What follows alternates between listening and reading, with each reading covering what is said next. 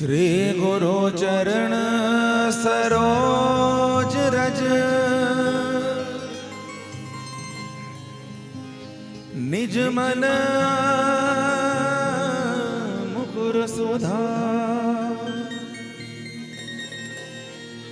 वर्णहु रघुवर विमल जसो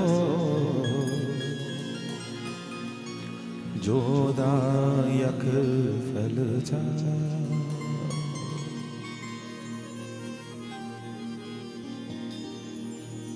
बुद्धिहीन तनु जानिके सुमिरो पवन कुमार बल बुद्धि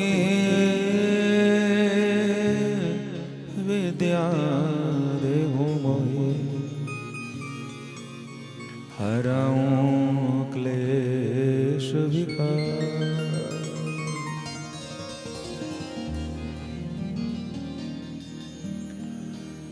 गुरुर् ब्रह्मा गुरुर्विष्णु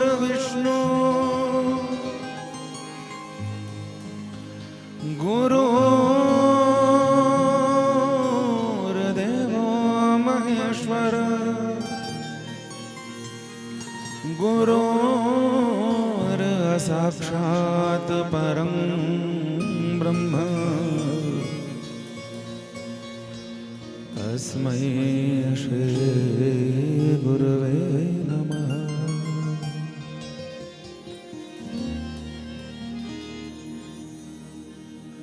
जो जन आए गुरु शरण में और बैठ करे अरदास कहे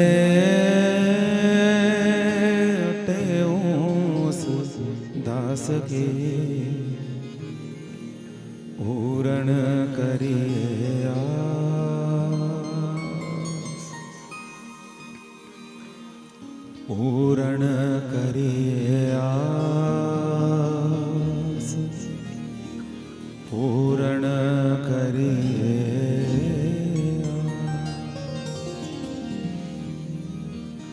बोलिए सद्गुरुदेव भगवान की, माता पिता के चरणों की, श्री राम कथा महामहोत्सव की, श्री अनंत बलवंत हनुमंत लाल की, ओंकारेश्वर महादेव की, श्री कमरुनाग जी महाराज की, श्री बालाटिका जी महाराज की, जालपा भवानी की, बगलामुखी मैया की, कामाक्षा मैया की, महुनाग जी महाराज की, बड़े योगी देव जी महाराज की, स्थानीय सभी देवी देवताओं की जय जय श्री सीता, जय जय श्री राधेश, नमः पार्वती पतये, हर हर हर महादेव।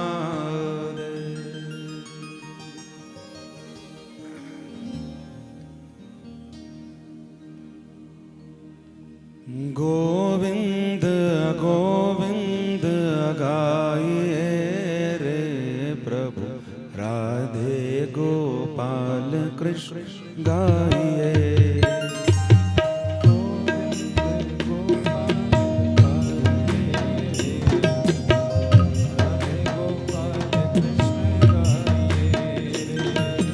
गोविंद गोविंद गाइए रे प्रभु, राधे गोपाल कृष्ण गाइए।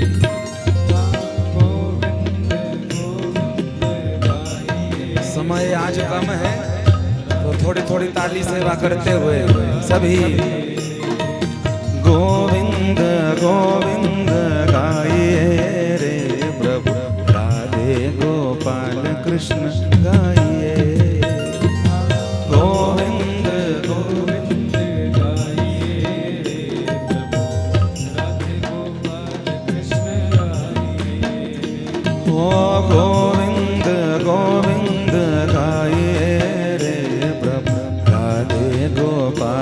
कृष्ण गाइए ओ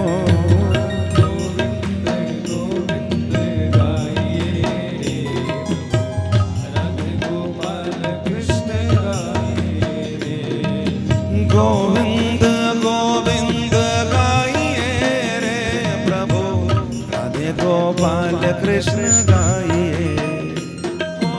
गोविंद गोविंद गाइए रे प्रभु राधे गोपाल कृष्ण गाइए गोविंद गोविंद गाइए रे प्रभु राधे गोपाल कृष्ण गाइए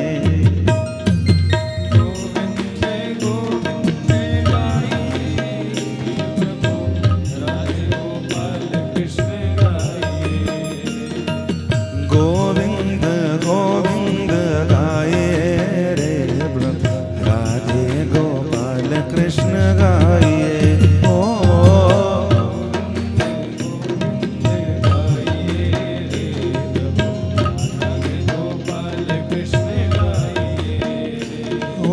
गोविंद गोविंद गाइए रे प्रभु राधे गोपाल कृष्ण गाइए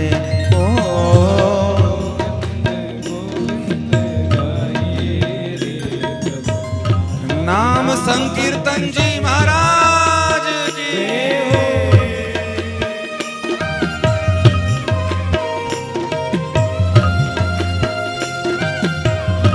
हरि बोल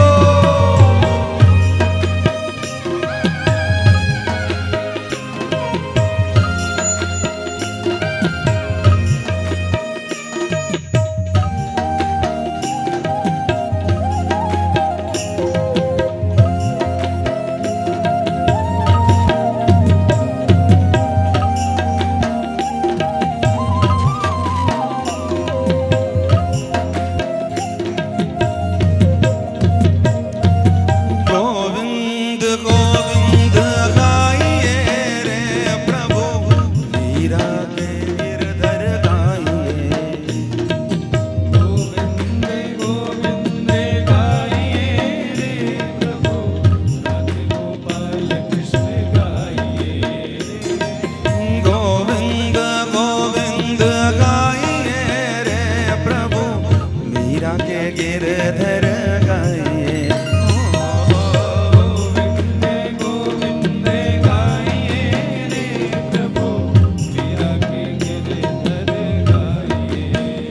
मीरा के गिरधर गाइए रे प्रभु राधा के श्याम कृष्ण गाइए मीरा के गिरधर गाइए रे प्रभु राधा के श्याम कृष्ण गाइए मीरा के गिरधर गाइए रे प्रभु राधा के श्याम कृष्ण गाइए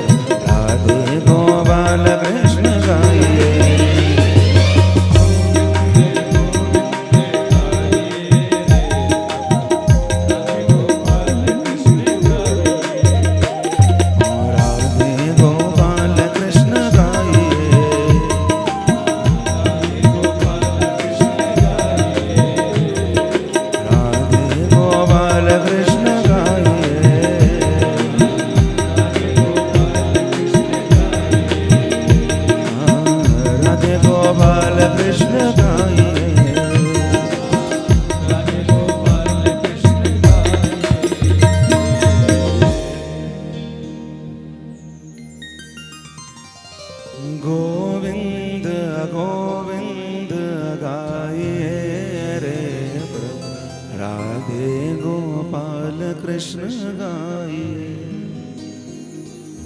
गोविंद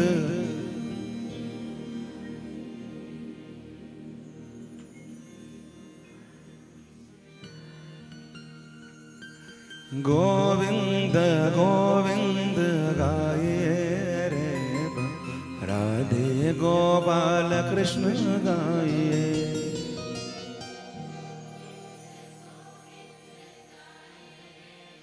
जय हो।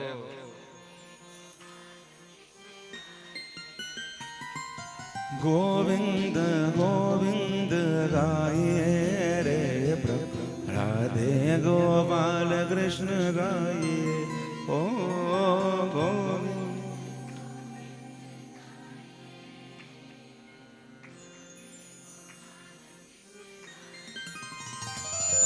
राधे गोपाल कृष्ण गाइए। राधे हाँ राधे गोपाल कृष्ण, ओ राधे गोपाल कृष्ण ओ। बोल रोहांडा वालों की, ओमकारेश्वर महादेव की, भक्त वत्सल भगवान। प्राय कर हम जहां भी कथा में जाते हैं तो हर जगह पर पहले हम आते हैं, बाद में श्रोता आते हैं। लेकिन यहाँ पर आकर के इतना आनंद होता है कि जगह नहीं मिलती, हम अपनी जगह पहुंचे, व्यासपीठ तक पहुंचे कहां से पहुंचे, कहां से जगह नहीं मिलती। और यही उत्सुकता होनी चाहिए भगवान की कथा के लिए महाराज, यही भाव होना चाहिए। और सरलता, जो सहजता और सादगी जो पहाड़ियों में कही जाती है, वो भगवान की कृपा से यहाँ दिखती है महाराज। ये सच्ची बात है। आज विद्युत विरोध के कारण कितना समय, 12 बजे की कथा 2 बजे शुरू हो रही है, लेकिन तब भी किसी के चेहरे पर यह परेशानी नहीं है कि देरी हो गई, अब आ रहे हैं, ऐसा हो रहा है। कई जगह पर तो हमको ऐसा लग जाता है कि पता नहीं हम दिहाड़ीदार आए हुए हैं।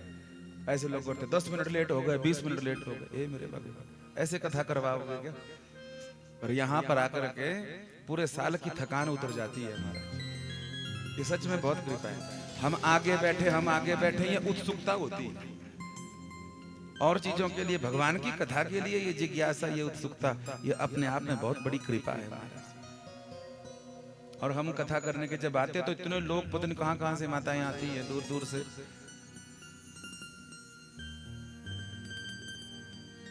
ये कमरू नाग जी का मेला ही तो लगा हुआ है महाराज जी, और क्या है? कृपा है भगवान।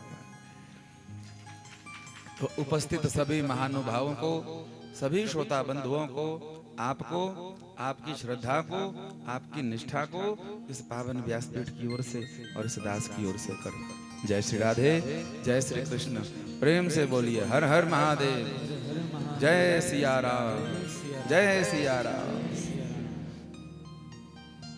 कथा के 6वें दिवस में हम प्रवेश पा रहे हैं। बड़े आनंद से, हर्ष से, उत्सव रूप में कल भगवान का विवाह महोत्सव हमने मनाया। आज आप सब जानते हैं बहुत देरी हो गई है, लेकिन फिर भी हमको कहा है कि ज्यादा नहीं तो 4 साढ़े 4 बजे तक, आप इससे ज्यादा समय नहीं मिल पाएगा, तो हम लगभग 4 सवा 4 पूरा कर देंगे और उसके बाद 4:30 बजे तक जो है तो आप शेष फूल लेकर के निवृत्त हो जाएंगे। इतना कर समय आप दे दो हमें, नहीं तो 1-1.5 घंटे में कहाँ कर पाएंगे कुछ, तो जितना भी होगा व्यवस्था करेंगे। आज वनवास का प्रसंग है तो शायद इसलिए देरी हुई। राम जी चाहते हैं, भोले बाबा चाहते हैं कि राम जी को वनवास ना हो, हाँ? इसलिए शायद ये विद्युत व्यवधान हुआ होगा, हाँ? और जितना यहाँ पर व्यवधान हुआ उससे 100 गुना ज्यादा हमारे मंडी नगर में हुआ है। नहीं तो उनके तो पक्के घर भी उड़ गए कईयों के, सब छपरी जो है तो पता नहीं चला कहाँ चली गई। यहाँ तो फिर भी भगवान की दया से कृपाया बैठे और जरूर मैं याद करूं सबसे पहले जितने भी महिला मंडल जुड़े हुए हैं इस कथा से, इस कमेटी से, उनके लिए आप जोरदार ताली बजाना, क्योंकि अगर वो ना होते तो आप बैठ ना पाते आज। वो सवेरे से और रात को भी लगे हुए थे, हमको बता रहे थे भैया कि कुछ माताएं तो रात को इतना पानी आ गया ऊपर सड़क से यहाँ पर बहुत ज्यादा, और जब कुछ नहीं मिला तो अपने वो पजामा ऊपर करके हाथ से ही महाराज जी रास्ता जो है तो पानी को परली तरफ करने के लिए लग गई। हमको नाम तो पता नहीं है, पर जो भी हैं सब महिला मंडल वाले खूब खूब प्रणाम, खूब खूब प्रणाम। भगवान भोलेनाथ खूब कृपा करें, राम जी खूब कृपा करें, महाराज जी खूब कृपा करें। भगवान मर्यादा पुरुषोत्तम श्री राम जी की पावन बारात गई। एक दो दिन के लिए नहीं, कई जगह पर प्रमाण मिला कि 6 महीना बारात वहीं रही। जब भी जाने की बात करते थे ना दशरथ जी जनक जी से कि जनक जी विवाह हो गया राम जी का, अब हमको आज्ञा दे दो, तो जनक जी का मन भर जाता था। वो कहते बोले महाराज नहीं रुको, थोड़े दिन रुको, थोड़े फिर रुक जाते। तो समय जब बीत गया ज्यादा, दशरथ जी ने कहा नहीं, अब तो अयोध्या में बहुत इंतजार कर रहे होंगे। बोले जाओ करोगे क्या जाके? बोले एक ही बेटा थोड़ी है, 3 और भी हैं, भरत है, लक्ष्मण है, शत्रुघ्न है। बोले किस चीज की चिंता? बोले विवाह की चिंता होती है पिता को बच्चों की, और किस चीज की चिंता? बोले चिंता मत करो। तो बोले एक ही बार बारात आई है, खाना पीना बनाई हुआ है, तो टेंट भी लगाई है, तो क्या करो, 3 होगा यहीं कर देते। तो भरतलाल जी का मांडवी जी के साथ कर दिया, हाँ, लखनलाल जी का उर्मिला मैया के साथ कर दिया, और शत्रुघ्न जी महाराज जी का श्रुत कीर्ति के साथ कर दिया। चारों के पावन विवाह हुए, दशरथ जी गदगद हुए, प्रसन्न हुए। पर विदाई का समय तो आएगा ही आएगा महाराज, हैं? जाने लगे वापिस। बहुत सुंदर वर्णन गोस्वामी जी ने किया है। हमारा तो मन भी बहुत था कि बहुत अच्छी तरह इस प्रसंग को हम करें। हम गृहस्थियों से जुड़ा हुआ प्रसंग है, बहुत सुंदर। और लिखा क्या है गोस्वामी जी ने कि चलहि बारात सुनत सब रात, विकल मीन गन जनु लगु आ। उदाहरण देखिए कितना सुंदर है। जब पता लगा कि आज अब बारात वापस चली जाएगी, तो जनक जी की जो धर्मपत्नी है सुनैना मैया, और भी जो रानियां वहां पर हैं, कुशध्वज आदि की जो पत्नियां, उनको पता लगा कि आज हमारी बिटिया की विदाई हो रही है ना, तो सबके मन भर गए। काम करने को जा रही हैं, ये ले आए, ये ले आए, ये ले आए, और नेत्र सबके भरे हुए। बड़े बुजुर्गों को बुलाया। हमारे यहाँ पर अब तो होटलों में शादियां होती हैं, तो आज एक की बुकिंग होती है, कल दूसरे की होती है, तीसरे की। नहीं तो पहले जब घर में शादियां होती थी, विवाह होते थे और विदाई का समय होता था, तो इतना समय विवाह पढ़ने में, लग्न करने में, फेरे करने में नहीं लगता था जितना विदाई में लगता था।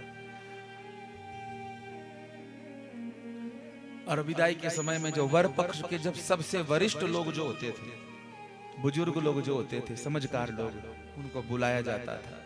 हमारे मंडियाली भाषा में उसको स्वांपणी कहते हैं, माने सौंपना।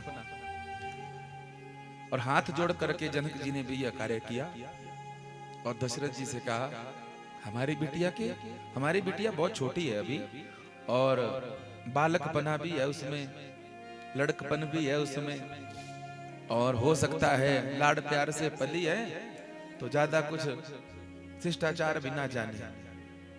ले आपकी जिम्मेवारी में हम दे रहे हैं, दशरथ, ये सौंपना, ये आपको सौंप रहे हैं हम। विवाह राम जी के साथ, विवाह भरतलाल जी के साथ, विवाह लक्ष्मण और शत्रुघ्न जी के साथ हुआ, पर सबके पिता बोल रहे हैं कि दशरथ जी अब ये जिम्मेवारी आपकी, अब ये जिम्मेवारी आपकी है। दशरथ जी ने हाथ जोड़े, और देखो वनवास के प्रसंग में यह बात याद रखना, अब जनक जी ने जब ऐसा कहा ना कि हम आपको सौंप रहे हैं, तो क्या कहा दशरथ महाराज जी ने? बोले जनक जी चिंता मत करो, हम बहू नहीं लेके जा रहे हैं, हम बिटिया लेके जा रहे हैं, हम बिटिया। और कल को भगवान ना करे कोई संकट आए कभी अयोध्या पर अगर संकट आएगा तो मैं पहले जानकी को बचाऊंगा, उसके बाद जो है तो राम जी की संभाल करूंगा। पहले नंबर पर हमारी जानकी होगी, सीता मैया होगी, उसके बाद राम।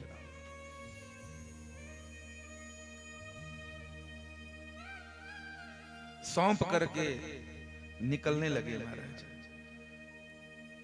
उपदेश भी दिए, जो बुजुर्ग थे वहां पर उन्होंने भी, माताओं ने जाति बार। हमारे यहां भी स्वामिनी में वस्त्र देते हैं, आभूषण देते हैं, कई चीजें देते हैं, पर मुझे अच्छी बात लगती है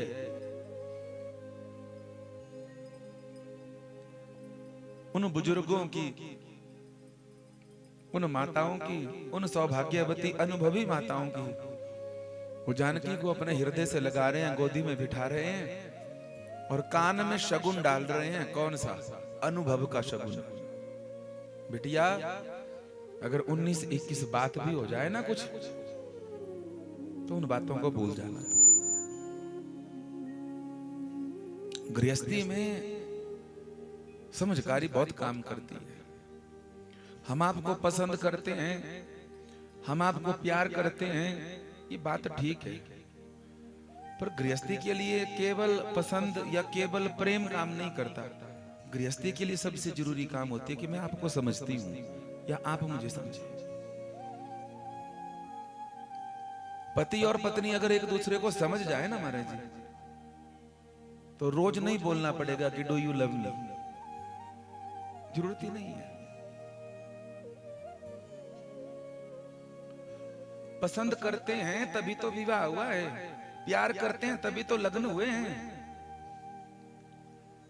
ज्यादातर विवाह तक सारा प्रेम निपट जाता है उनका, उसके बाद सारी उम्र झगड़े ही रहते हैं, कारण समझ नहीं पाए दूसरे को। इसलिए कोशिश करो जो यहाँ पर, और ये जिम्मेदारी होती थी जिन माताओं ने 20 साल 30 साल 50 साल गृहस्थी संभाली है, वो माताएं बताती थी महाराज जी,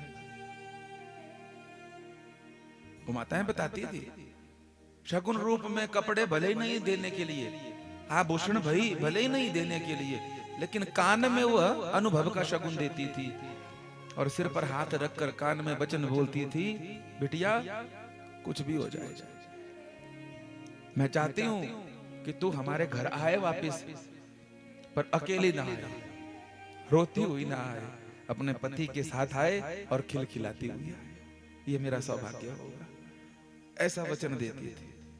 आपको एक बात कहें महाराज जी, हम आप सब पढ़े लिखे आदमी हैं, विद्वान आदमी हैं। अंग्रेजी भाषा में आंग्ल भाषा में बहुत से शब्द हैं, लेकिन अंग्रेजी भाषा में आज तक घी के लिए कोई शब्द नहीं बना है। किसके लिए? गूगल देख लेना, अभी मत देखना, बाद में। घी के लिए कोई शब्द नहीं बना है। क्यों? क्योंकि वहां होता ही नहीं था, अंग्रेजों पता ही नहीं था उनको। ये तो भारत की वेद लक्षणा गौ माता का प्रताप है, ऋषि मुनियों का आशीर्वाद। जो चीज होती ही नहीं है ना महाराज, उसके लिए शब्द होता ही नहीं है। ऐसे ही हमारी संस्कृत भाषा में दो चीजों का अभाव है। इतनी बड़ी संस्कृत शब्दकोश है, निघंटु आदि, बड़े बड़े शब्दकोश होने के बाद भी आज तक संस्कृत में गाली नहीं है हमारे। मूल रूप से गाली नहीं है। और दूसरा, तलाक के लिए कोई शब्द नहीं है संस्कृत में। हिंदी में भी तलाक के लिए कोई शब्द नहीं है। अंग्रेजी का शब्द है डिवोर्स, उर्दू फारसी का शब्द है तलाक, कोई विद्वान हो तो मुझे जरूर बताना कि हिंदी में तलाक को क्या कहते हैं, डिवोर्स को क्या कहते हैं, या संस्कृत में। क्यों? क्योंकि ये हमारे यहां होता ही नहीं था, हमारे यहां ये प्रथा ही नहीं थी। हमारे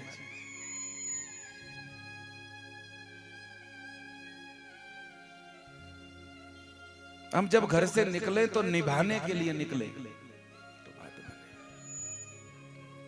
आज देखा जाता है, मैं किसी का हृदय दुखाने के लिए नहीं बोल रहा हूं, पर माता पिता अपने बच्चों को बड़े बड़े आनंद से पालते हैं।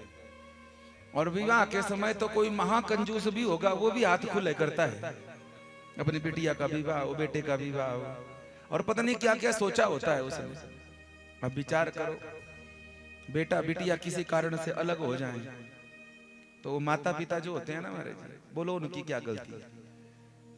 रिश्तेदारी में जाएंगे, बिरादरी में जाएंगे, सब जगह फलाना है।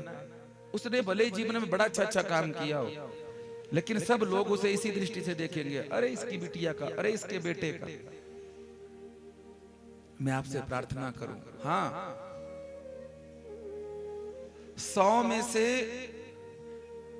एक जगह पर 1% ऐसी जगह है जहां पर ब्याही हुई बिटिया का शोषण हो रहा हो, पानी गले से ऊपर निकल रहा हो, तब बिटिया आ जाए वापिस घर को, तो माता पिता को दुख नहीं मनाना चाहिए। पर नमक मिर्ची की बात, कपड़ा लता की बात, दहेजदारी की बात, इतनी इतनी छोटी छोटी बातों को लेकर के अलग हो जाना, मुझे लगता है अच्छा नहीं। और जब माता पिता विदा करते हैं तो पता नहीं क्या क्या सोचते हैं हमारे। ये जानकी हमको बता रही है, जानकी। मैं आपसे प्रार्थना करूं कि हो सके तो अपने बच्चों को आभूषण दीजिए, कपड़े दीजिए, पर जाति बार उनको ये भी शिक्षा दीजिए कि थोड़ा सहन शक्ति बनाए। आज सहन शक्ति खत्म हो गई है हमारे, कोई सहता। और संतों ने कहा है जो सहता है वो रहता है, जो सहता नहीं वो रहता नहीं। ससुराल जाकर के हम 4 बातें नहीं सुनेंगे कमरे के भीतर, वापिस आ जाएंगे और फिर 400 बातें, 400 लोगों की, 400 मुंहों की बातें सुननी पड़ती। जब यहां सुन सकते हो तो वहां सुन लीजिए 4 बातें। और जितनी आपके आसपास माताएं, आपकी माता हैं, आपकी दादी हैं, या आपकी बुआ मौसी हैं, उनसे पूछो, बैठो उनके पास, ये बुजुर्ग बहुत बताएंगे आपको। वो सब बताएंगे आपको क्या कि बिटिया शुरू में हमारे साथ भी ऐसा हुआ था, निकाले हमने 2, 4, 6 महीने, 8 महीना, उसके बाद भगवान की कृपा से आज गृहस्थी बढ़िया चल रही है। आज उस गृहस्थी में हमारा मान सम्मान है। ये मैं बात इसलिए बोल रहा हूं विदाई के प्रसंग में, ताकि किसी बहन का घर ना टूटे, किसी भाई का घर ना टूटे, कोई माता पिता जो है तो दुखी ना, उनको सुनना ना पड़े। सेवा के भाव से भेजा महाराज जी जानकी को, और जब जाने लगी ना, तो जो शुक और सारिका, तोता और तोती पाले हुए थे, अंडे दिए थे, बच्चे निकले हुए थे, विदाई के समय में मैं ये तोता और तोती की बात इसलिए बोल रहा हूं क्योंकि तोता तोती भी पिंजरे में चिल्लाते चिल्लाते बोले, सियाजू सियाजू ले चलो, हमें भी ले चलो, हमें भी ले चलो। जानकी जी को कहा कि ये बोल रहे हैं साथ चलने को। अरे साथ चलेंगे तो बच्चे मर जाएंगे, छोटे छोटे अंडे से निकले हुए, पंख भी नहीं आए हुए। अपने बच्चों को कितना प्रेम करते हैं माता पिता, पर जानकी से कितना प्रेम होगा कि अपने बच्चों को भूल गई सुख सारिका, और कहते हैं हम भी जानकी के साथ जाएंगे, और हमें नहीं भेज रहे तो हम प्राण त्याग देंगे। अब जब पशु पक्षियों की ये दशा है, तो जनकपुर की जितनी माता पिता, जितनी भी रानियां वहां रहने वाले थे, उनकी क्या दशा होगी इसको नहीं कहा जा सकता। विदाई का समय आया, जनक राज जी को कहा जाता है विदेह राज। विदेह मतलब जिसको, जो शरीर तो है लेकिन शरीर के बाहर के संबंध निभाते हैं, लेकिन भीतर परमात्मा से जुड़े हुए। लेकिन जब बात आई विदाई की, तो उन जनक जी के नेत्रों में भी आंसू थे महाराज। अरे कितना भी कठोर पिता हो भाई, कितना भी कठोर पिता हो, कितना भी, पर ये समय ही ऐसा है। यह समय जब आता है ना महाराज, तो बड़े से बड़ा कठोर पिघल जाती है। मुंह छुपा लिया, जानकी जी की विदाई होने लगी, डोली दिखी, डोली में चले गए वहां से। और अक्सर घरों में ऐसा होता है, अक्सर जब विदाई का समय आता है ना, तो पिताजी देख लेते हैं कोई किनारा कोना। क्यों? बोले सब कहेंगे अरे तू पुरुष होके रो रहा है, पुरुष होके रो रहा है। बेटे के साथ ज्यादा कुछ घट जाए तो पिता को इतना फर्क नहीं पड़ता।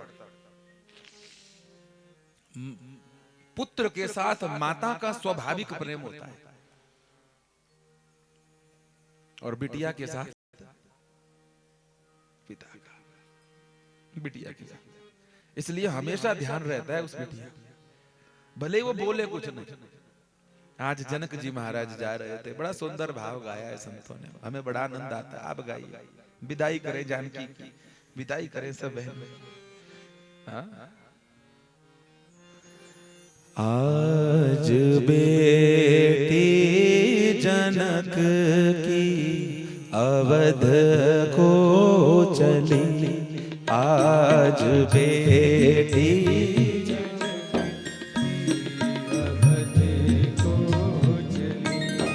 आज बेटी जनक की अवध को चली, आज बेटी जनक की अवध को चली।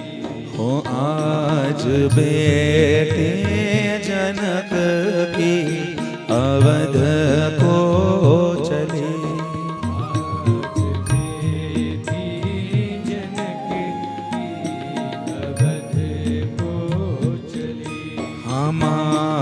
ममता चली, घर की लक्ष्मी चली, ममता चली, घर की लक्ष्मी चली, माँ की ममता चली, घर की लक्ष्मी चली।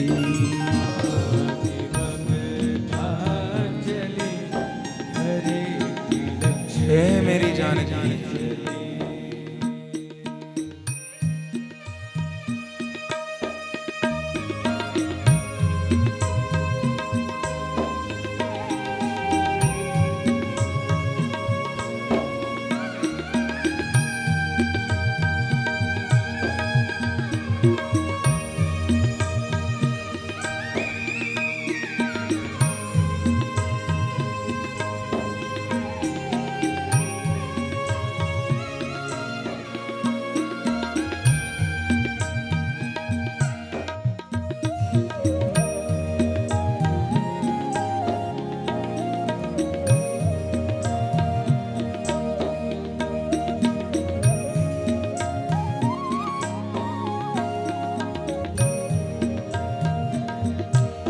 कौन कहता है ज्ञानी जनक है बड़े, कौन कहता है ज्ञानी जनक है बड़े, कौन कहता है ज्ञानी जनक है बड़े, कौन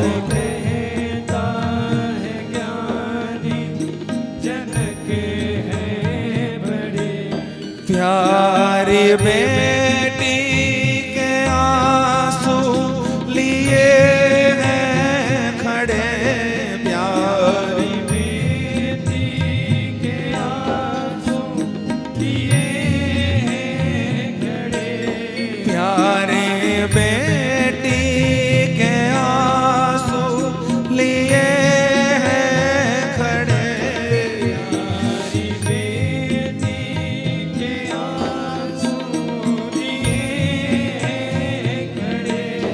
प्यारी बेटी के आंसू लिए हैं खड़े, प्यारी बेटी के आंसू लिए हैं खड़े, मासूम नैना के आँखों की पुतली चली, माँ सुने ना के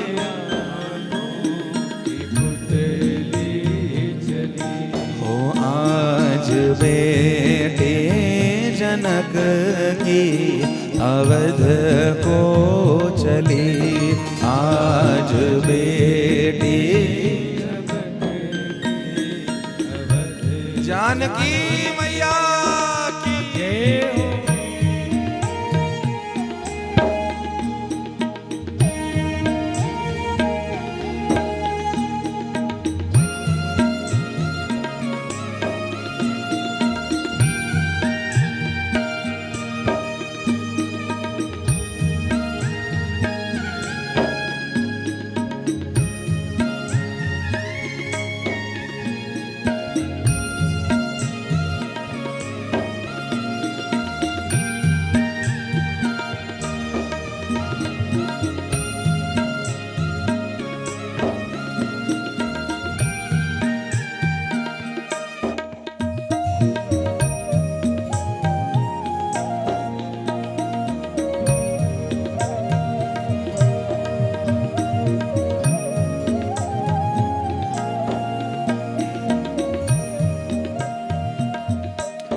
होता मैं ना पुकारे सिया ओ सिया, तोता मैं ना पुकारे सिया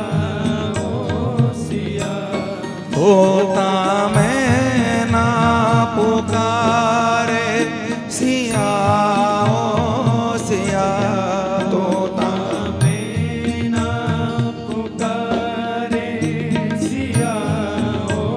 सिया। बंद पिंजरे में तूने क्यों हमको किया,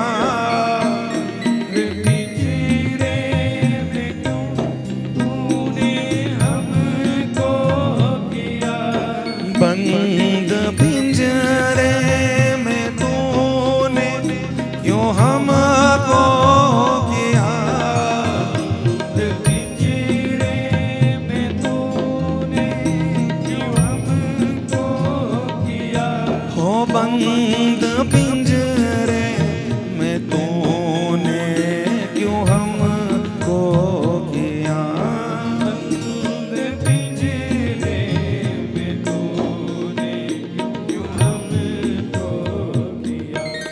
हम भी उड़ जाते अवध की गली, हम भी उड़ जाते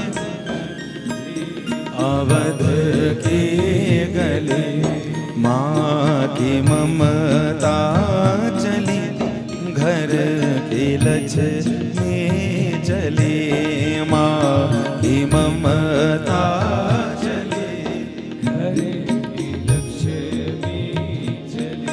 हो आज बेटे जनक की अवध को चली, आज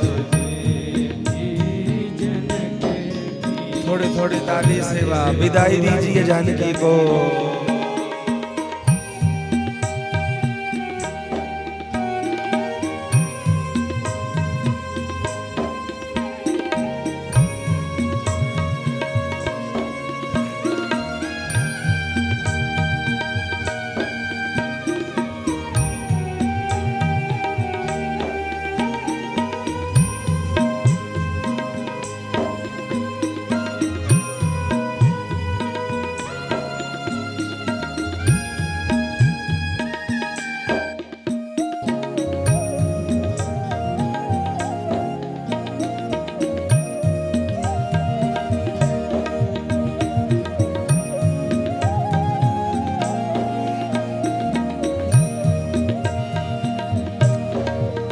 तारो नहीं नारो सारिका, तो तारो नहीं नारो सारिका, तो तारो नहीं नारो सारिका।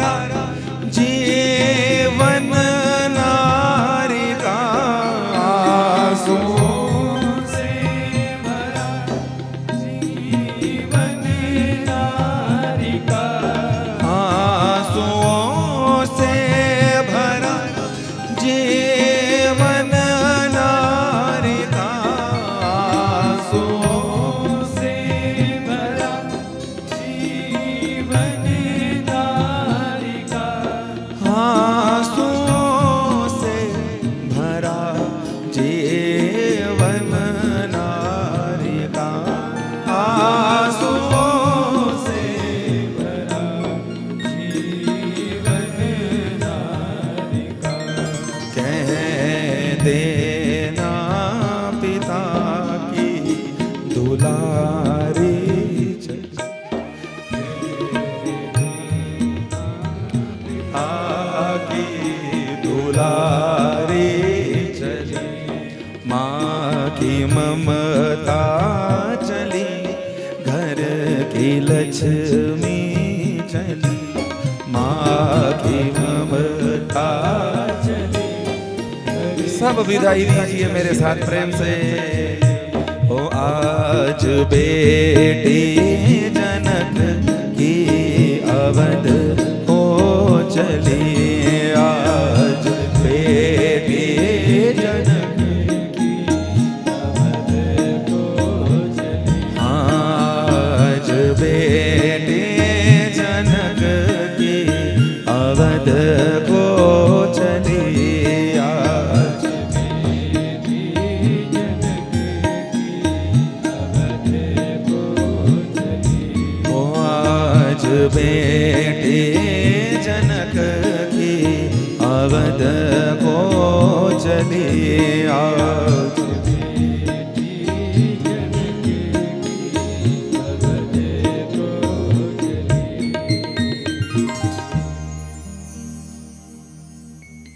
बोल जानकी मैया जय। इतना प्यारा भाव गाया जाता है मिथिला में। तोता रो नहीं ना रो सारी का। ये तोता और मैना के बारे में इसलिए कहा कि अपने परिवार को भूल गई, इतना प्रेम जानकी जी के साथ। आज भी हमारा विवाह होता है ना, वेद लगती है, तोरण लगता है, तो उसके ऊपर क्या बनाया जाता है? हाँ, आज भी तोता मैना बनाया जाता है। कभी मिलेगा समय तो चर्चा करेंगे। आज समय तो एक एक चीज प्रमाणिक है हमारे सनातन में। एक इधर मानो जनकपुर को खाली करके चली गई हो जानकी जी। वैसे भी विदाई होती है तो उसके बाद कैसा घर,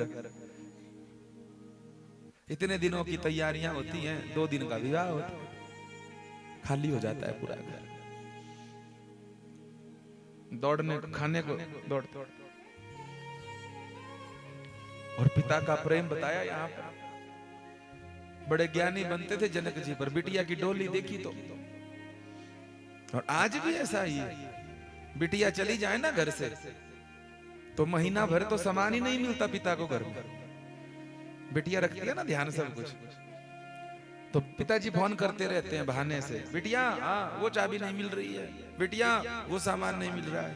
जो सामान ढूंढ के नहीं मिल रहा है पिता को माता को घर में, वो बिटिया को ससुराल में फोन पे बता देती है। पिताजी जाओ वहां पर, अलमारी खोलो, दाईं तरफ देखो कपड़ा रखा होगा, उसे नीचे हाथ डालो, मिल गया, मिल गया।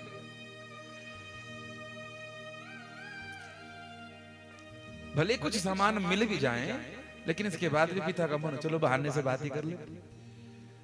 सामान मिल गया, बिटिया बता कैसी है, ठीक है ना सब कुछ। मन भर रहा है, मन भर रहा है, फिर भी रोका हुआ है। और जब ज्यादा ही मन भर गया तो मैं रोऊंगा तो बिटिया को बुरा लगेगा, तो फोन दे देंगे पत्नी के पास, ले तू कर बात, तू कर। ये हमारे गृहस्थी का सौभाग्य है, ये हमारी गृहस्थी की सुंदरता है हमारा। अब रिश्ते टूटे जा रहे हैं, बड़े कच्चे हो गए रिश्ते। अब नहीं तो धर्म का रिश्ता कोई कच्चा धागा भी बांध देता था ना महाराज जी। वेद के नीचे भाई बन गए, कुछ मर जाते थे महाराज जी, रिश्ता नहीं छोड़ते। आजकल सगे के साथ निभाता नहीं है,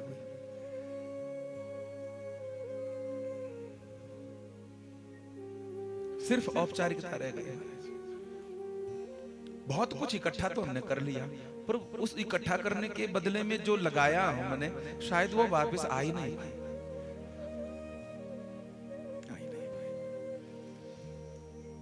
इधर जनकपुर से विदाई हुई और वहां पर कौशल्या मैया इतनी खुश है, इतनी खुश है।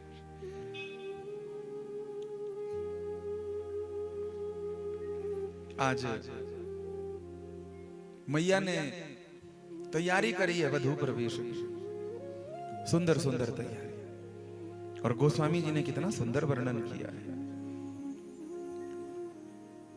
मोद प्रमोद विवश सब माता, मोद प्रमोद विवश सब माता, मोद प्रमोद विवश सब माता, मोद प्रमोद चलहि न चरण शीतल भय गाता,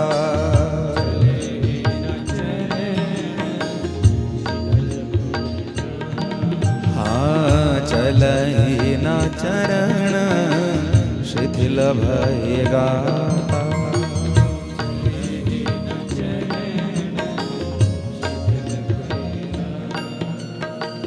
हरद दोब दधि पल्लव फूला, हरद दो दधि पल्लव फूला, हरद दोब दधि पल्लव फूला,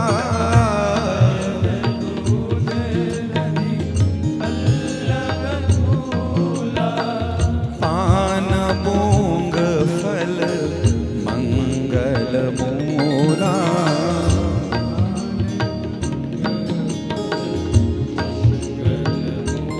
हो पान पूंग फल मंगल मूला। स्वागत कर रही हैं वधू प्रवेश, करहे आरती बारहे बारा, करहे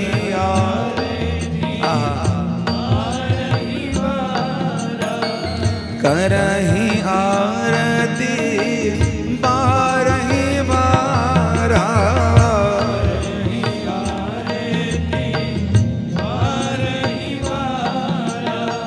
प्रेम प्रमोदो कही को पारा,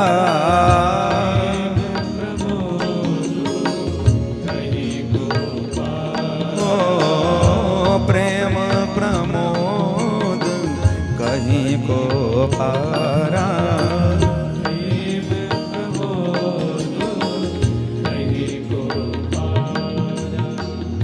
माता कौशल्या ने बहुत सुंदर तैयारी करके रखी और उस तैयारी में मैया के कान में बात पड़ी। देखी तो है नहीं बहू रानी अभी, हा? अभी तक देखी तो है नहीं जानकी जी, तो तैयारी करके क्या रखी है? वधू प्रवेश होगा, मुख दिखाई होगी तो हम कुछ देंगे। कौशल्या बड़ी है ना, कौशल्या को पता लगा कि जानकी जी अत्यंत सुकोमल है, उनके हाथ उनके पैर बड़े भारी नाजुक है, बड़े भारी सुकोमल है।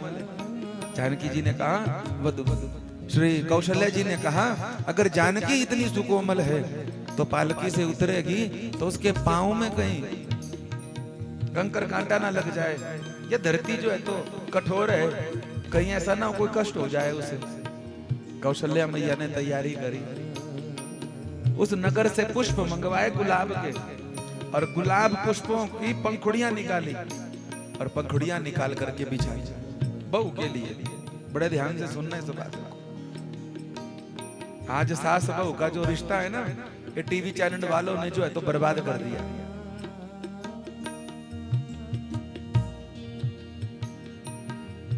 और ये बनाने वाले जो सीरियल बनाने वाले हैं ना, इनके अपने घर बसे ना ये औरों को बसने देते हैं।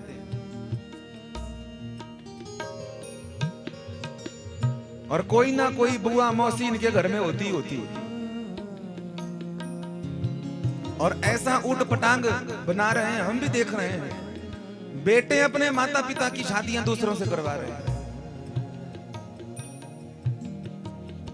ये मर्यादित चीजें नहीं है हमारे।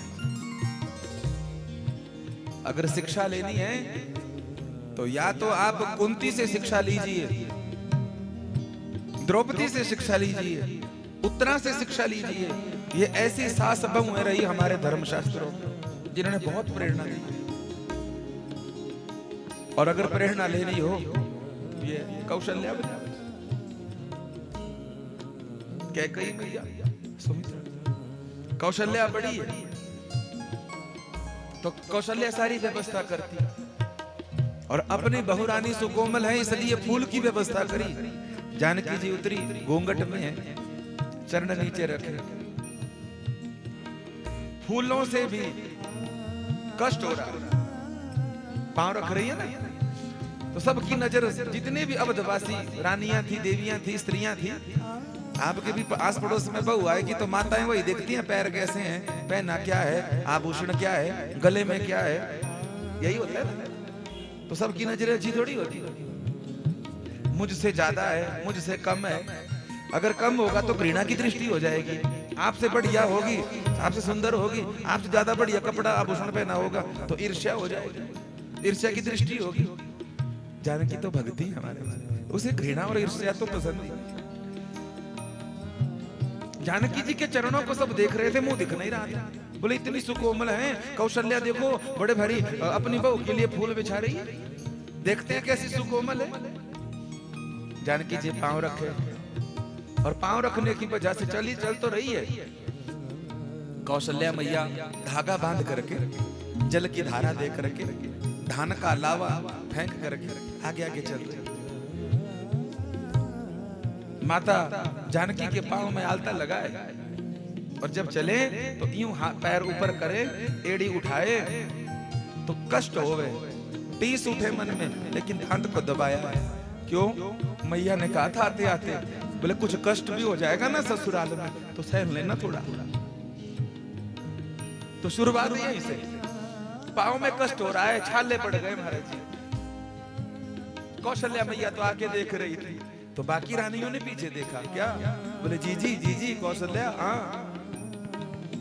जानकी के चरणों में फफोले पड़ गए, अरे राम राम राम, फफोले पड़ गए, हाँ। एकदम से धागा छोड़ा, जल की धारा छोड़ी, पांव को देखा, ओ राम राम, गलत। कहते हैं तुरंत जितने भी फूल की पंखुड़ियां निकाली थी ना, उन पंखुड़ियों के बीच में जो गुलाब थे, उन गुलाबों के पंखुड़ियों के मध्य में जो मकरंद था, उस मकरंद को झड़वाया माता जी और झड़वाकर फूलों के ऊपर बिछाया। जानकी चल, अब चल बेटा, थोड़ा चलो आगे चलो, और थोड़े चलाए। अब कैसा है? बोले अभी तक जानकी ने शब्द नहीं बोला, गर्द नहीं ला रही। लोग कहते हैं आज महाराज जी, बोले हम बड़े भारी परेशान हैं। अरे परेशान है तो बोलना कम करो ना।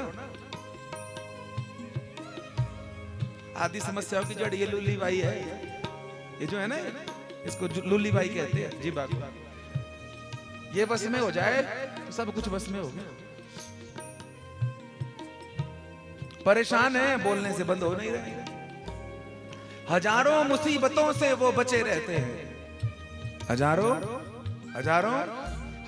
मुसीबतों से वो बचे रहते हैं, जो सुनते हैं ज्यादा और कम बोलते हैं। जानकी जी ने इशारा किया, अब ठीक है। लेके गए महाराज जी, मुख्य द्वार पर स्वागत किया। बढ़िया बढ़िया मंगल कलश थे, उनकी व्यवस्था करी। जानकी का मुख दर्शन हुआ, आरती हुई, वंदन हुआ, और ये सब होने के बाद मुंह दिखाई में क्या दिया? साधारण चीज नहीं दी। जो स्वर्ग से विजय प्राप्त करके दशरथ जी को देवताओं ने उपहार दिया था, कनक भवन, वो कनक भवन जानकी को सौंप दी, चाबी सौंप दी। जानकी, इस घर की लक्ष्मी आज तू है, मैं नहीं। जब मैं आई थी तो मैं मालकिन बन गई थी, आज से तू मालकिन है। बोलो ऐसा भाव हो जाए तो कितना आनंद होगा। अगर हम खुद ही अपनी बहू से सब सामग्री छुपाए तो उसको कब लगेगा कि ये मेरा घर है? बोलो है? मरने का समय हो जाता है, पर मजाल है जब अपने ट्रंक को कोई हाथ लगाने दो तो फिर कहते हैं नहीं नहीं भाई। अरे अच्छाई की शुरुआत खुद से करो भाई, खुद से करो। हम क्यों दोष दें औरों को? कहीं ना कहीं खुद की गलती भी माने। जानकी जी को पहले दिन ये लग रहा है कि सच में ये मेरा घर है। आते ही लग रहा है कि नहीं, यहाँ पर कोई चीज छिपाई हुई नहीं है, सब मेरे पास है, मेरे सामने है। तो क्यों प्रेम नहीं होगा, क्यों आनंद नहीं होगा? बहुत सुंदरता से जो है घर आए, सब भाइयों का वधू प्रवेश हुआ, सब देवियों का वधू प्रवेश हुआ। अगला दिन आया, हमारे यहाँ भी जाते हैं ना, बधाई लेकर के धाम वाले दिन हमारे मंडियाली में जातर कहते हैं, लेके जाते हैं ना देवी देवताओं के पास, वही काम जो है तो यहाँ पर भी किया गया है। गोस्वामी जी ने वर्णन किया, ये हमारे संस्कार, ये हमारी संस्कृति थी महाराज। आज शादी होती है, दूसरे दिन जहाज पर उड़कर चले जाते हैं हमारे, कोई दुबई पहुंच जाता है, कोई वियतनाम पहुंच जाता है। घर में माता पिता बेचारे कपड़े संभालते रहते हैं, धोते रहते हैं, फिर आते हैं दूल्हा दुल्हन दोनों आते हैं बाद में। घर का कोई ना देवताओं का पता ना देवियों का पता, राम जी जाने। माता पिता बुजुर्ग, बेटा हमने मनौती करी थी कि बेटे की शादी हो जाएगी तो देवता जी के पास जाएंगे। माता जी, अरे भाई बस मैया तू पता नहीं क्या क्या मांगती रहती है। ले तो जाते हैं माता पिता, पर बड़े मैं आपसे निवेदन करूं, आज हमारे जीवन में ज्यादा परेशानियां हैं ना इसी वजह से, क्योंकि हम कहीं ना कहीं अपने देवी देवताओं से बहुत दूर हो गए, और खासकर अपने इष्ट और अपने कुल से तो बहुत दूर हो गए। कईयों को पता ही नहीं है कुल देवता कौन है, इष्ट कौन, और शायद इसलिए भी हम दुख पा रहे हैं। मैं आप सबसे प्रार्थना करूं, निवेदन करूं, महाराज कोई सच्चा मुसलमान होगा वो प्राण दे देगा, गला काट देगा या कट जाएगा, पर इबादत नहीं छोड़ता अपनी। महाराज कोई सिख होगा सब कुछ छोड़ सकता है पर गुरुद्वारे की सेवा नहीं छोड़ता। कोई ईसाई भी होगा तो भी वो अपनी होली बुक को नहीं छोड़ता। और हमारी तो आज यहाँ माथा पटकते हैं, कल वहां पटकते हैं, वहां पटकते हैं, वहां पटकते हैं। इस भगवान में ताकत नहीं रही, इस देवता में ताकत नहीं रही, इस मंदिर में ताकत नहीं रही, इस देवी में ताकत नहीं रही। अरे उनमें तो और भी ताकत है, कहीं ना कहीं खुद को भी देख ले।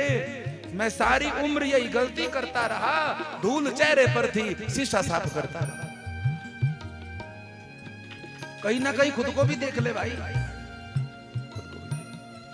राम जी ने भी पूजन किया है। गोस्वामी जी ने कहा, देवा पितर पूजे विधि ने की, देव पितर पूजे विधि ने, देव पितर पूजे विधि ने की, देव पितर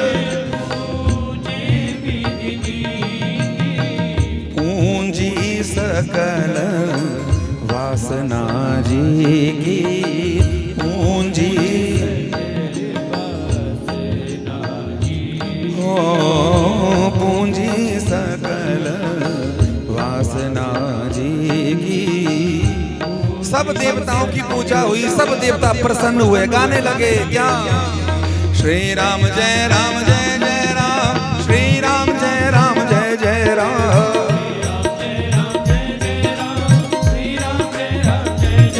ओ श्री राम जय राम जय जय राम, श्री राम जय राम जय जय राम,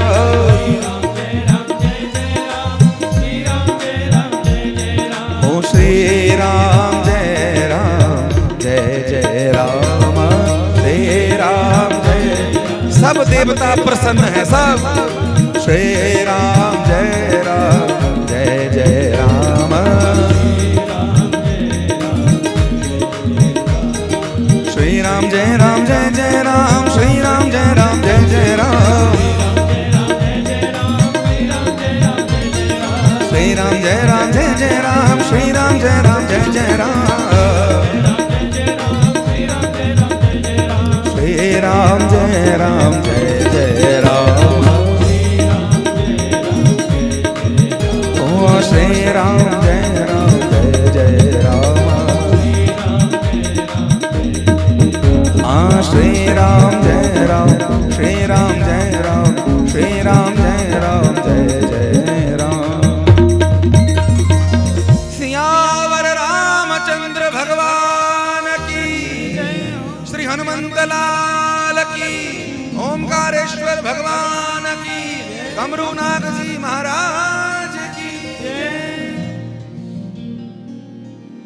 रामचरितमानस का सबसे सुंदर और आनंद देने वाला 7 कांडों में प्रथम कांड बाल कांड पूर्ण हुआ,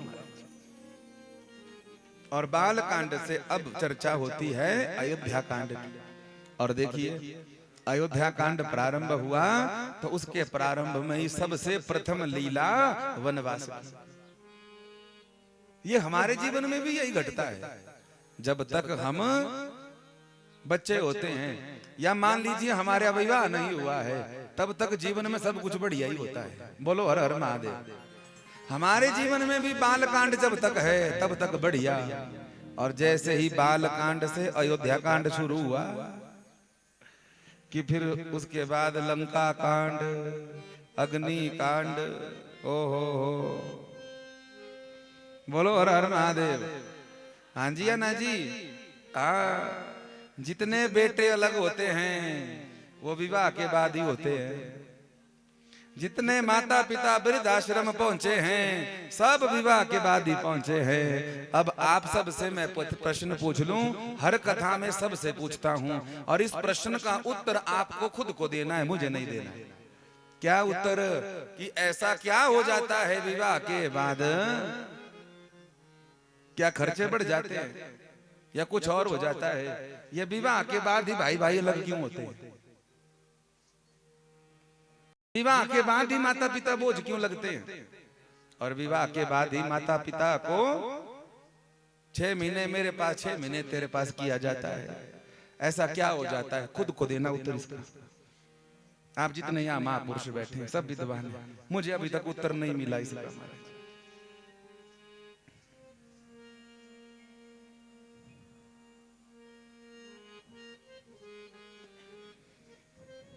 अयोध्या कांड प्रारंभ होता है। श्री गुरु चरण सरोज रज, निज मन मुकुर सुधारी। वर्णहूं रघुवर विमल जसो, जो दायक फल चारि। आज लिखा गया गोस्वामी जी के द्वारा कि जब ते राम ब्याही घर आए, नित नव मंगल मोद बधाए। बहुत आनंद हुआ, बहुत आनंद, बहुत। एक दिन की बात है, राजसभा लगी हुई थी और राज सिंहासन पर हमारे चक्रवर्ती सम्राट दशरथ महाराज जी बैठे थे। 4 पुत्रों का पिता, और पुत्र भी आज्ञाकारी, और जनक जैसे समधी मिल जाएं, और जानकी जैसी, मांडवी जैसी, उर्मिला जैसी, श्रुत कीर्ति जैसी बहुएं मिल जाए महाराज जी, उस राजा का आनंद कितना होगा कौन कहेगा। लेकिन विवाह तक सब कुछ ठीक होता है, सब गड़बड़ी।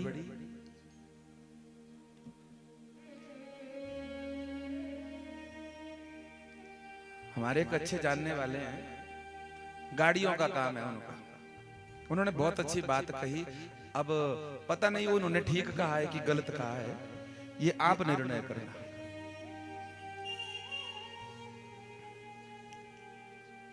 हो सकता है कईयों को ये बात अच्छी लगे, कईयों को बुरी भी लगे, पर कोई बात नहीं, दवाई कड़वी होती। हम वृंदावन कथा गा रहे थे तो आते आते हमारे साथ ही बैठे थे। उन्होंने कहा भैया हम 2 भाई हैं, अभाव जीवन, गरीबी, तो हमने पहले औरों के यहाँ पर काम किया, सब्जी का बोरा उठाते थे। थोड़े पैसे हुए तो फिर वहीं पर उनकी गाड़ी चलाने लग गए। थोड़ा पैसा हुआ तो फिर हमने गाड़ी ले ली, किस्तें भरते रहे। फिर अच्छा काम चल पड़ा तो हमने एक और गाड़ी रख ली। मेरा छोटा भाई था, मैंने उसे पढ़ाया लिखाया कि हम तो गाड़ी चलाते रह गए, कम से कम तू तो पढ़ ले। वो पढ़ गया, समय समय मिलता तो घर में काम भी करता, कभी गाड़ी भी चला लेता। घर का सारा खर्चा मैं उठाता। मेरा छोटा भाई है, कोई भगवान की कृपा हुई, वो अच्छा पढ़ गया, अच्छा लिख गया, और नौकरी लग गई उसकी। नौकरी लग गई तो विवाह हो गया, बढ़िया। खुद नौकरी था तो लड़की बढ़िया मिल गई उसको। धूमधाम से मैंने तो विवाह भी मंदिर में ही किया। चांदी का एक छोटा सा मंगलसूत्र मखड़ी धागे में बांध करके पत्नी को दी थी, उसके लिए मैंने खूब व्यवस्था करी, संपन्न, बहुत सब कुछ। और ऐसा खुश था मैं कि जैसे एक पिता खुश होता। माँ बाप हमें छोड़ के चले गए थे, मैंने बच्चे की तरह पाला उसे। पता नहीं क्या हो गया, विवाह के 1 महीने के बाद हमने बहुत बड़ा घर बनाया। मैंने खूब जितना था मैंने सब पैसा लगा दिया घर में, और 1 महीने में पता नहीं क्या बात हो गई घर में ऐसे, मेरी पत्नी से कहा सुनी हो गई, भाई ने बात करना बंद कर दिया। हम पूछते रहते तो जवाब ना देता, नहीं नहीं भाभी आई है। तो उनको ये लगने लगा कि ये तो गवार हैं, अनपढ़ हैं, आदि आदि। 1 महीने तक कोई बातचीत नहीं हुई। 1 महीने के बाद हम काम से गए गाड़ी लेके, वापिस आए तो जो हमारा घर का ऐसा रास्ता साथ में था, दीवार दे दी। और दीवार देने के बाद कहा कि खबरदार इस तरफ आए था। मेरे बच्चे छोटे छोटे, वो चाचू को सब कुछ मानते थे, साथ में रहे। वो कहीं इस तरफ चले जाते, एक दूसरी तरफ चले जाते तो डांटने मारने लग जाता वो। मैं अपने कमरे में बैठ बैठ कर हफ्ता भर तो नींद ही नहीं आई महाराज जी की क्या हो रहा है, मैंने ऐसा क्या किया। और कुछ हो भी गया 19-20 तो क्या हो गया। तब उन्होंने अपनी गाड़ी पर अपने ट्रक के पीछे एक शेर लिखा, वो मुझे सुनाने लगे। आप सुनना उस शेर को, फिर देखना कि वो बात उन्होंने ठीक लिखी है कि गलत। उन्होंने लिखा अपने ट्रक के पीछे, अब अपने मन की भड़ास तो कहीं निकालेगा, किसको बोले, अपना ही भाई है। तो उसने ट्रक के पीछे लिखा महाराज जी, क्या लिखा 2 लाइनों में, कि पहाड़ों हिमाचल जैसी सड़कें नहीं पर पहाड़ियां डराती हैं। हिमाचल जैसी सड़कें नहीं पर पहाड़ियां डराती हैं। भाइयों जैसा प्रेम नहीं पर भाभियां लड़ाती हैं।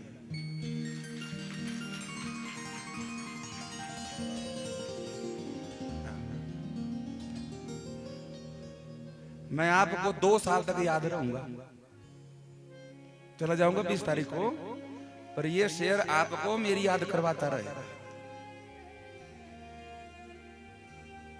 तालियां तो आप सब ने बजा दी, पर सच बोलो बात ठीक है कि गलत है।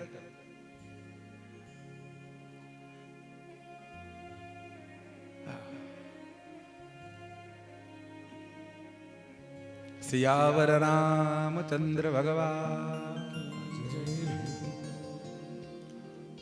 सुंदर दशरथ महाराज जी की सभा लगी हुई है और उस सभा में 4 पुत्रों का पिता बैठा है, चक्रवर्ती दशरथ बैठा है, मन प्रसन्न है। वशिष्ठ गुरु बैठे हैं, बड़े बड़े सभासद बैठे हैं। और तभी दशरथ महाराज जी को एक ध्यान आया, क्या, श्रवण समीप भये सित के मनहु जरठ पनु अस उपदेश। जनक जी को लगा कि मेरे कान के पास बाल सफेद हो गए, और बाल सफेद हुए तो क्या करना चाहिए। ये पहचान है किस चीज की, बुढ़ापे की। बुढ़ापे का माने कि अब जो काले कर्म किए हैं उनको छोड़, अब सब कुछ जो है तो छोड़ करके हम भगवान के हैं और भगवान ही हमारे, अब सेवा में लग जा। क्योंकि जो काम तू 50-60 साल तक नहीं कर पाया, अब 5-10 साल और भी दवाइयों की किस्तें भर भर के जी भी लेगा तो भी कुछ नहीं होगा। अब जो शेष 50-60 साल तूने लगा दिए अपने परिवार के लिए, अब जो थोड़ा समय बचा है उसमें हरि भजन कर ले और प्रायश्चित कर ले। क्या पता नहीं जवानी में धन के लिए ना जाने किस किस के दिल दुखाया होगा, किस किस को दुखी किया होगा, किस किस को परेशान किया होगा। इसलिए कम से कम कान के पास बाल सफेद हो गए, बुढ़ापा जब आने लग गया, चेहरे की झुर्रियां पड़ गई, तो अब क्या कर, बोले अब सब धीरे धीरे धीरे वैराग्य ले ले और भगवान के शरणागत हो जा। और जिनसे भी मन मुटाव है, अगर हो सके तो जिनसे भी मन मुटाव हुआ हो, चाहे वो भाई हैं, बंधु हैं, मित्र हैं, मरने से पहले पहले उनसे माफी मांग लो। क्योंकि गांठ बांध कर जाओगे ना ऐसा किया, तो उसी के घर में कुत्ता बिल्ला बनकर आ जाओगे। बोलो हर हर महादेव।